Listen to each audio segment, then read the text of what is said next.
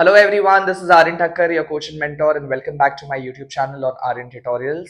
So finally, today is your examination. I've just come to give my best wishes to you all. Please remember that when you get your question paper, have a very calm mind, read each and everything carefully, and do not start with your section B, rather start with section A. Get your MCQs done, go to the give reason part so that in case if question comes in section B portion which is associated with the kind of MCQ or give reason which has been given, you can borrow it to incorporate it in your answers. So remember that. And आप previous video में मैंने आपको आपका time duration बता दिया है, how much time you should take to complete your answer. Refer to that, stick to that, and don't worry, your exam is gonna go really well.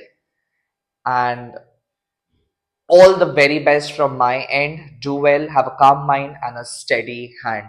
God bless you all. Take care. Bye bye.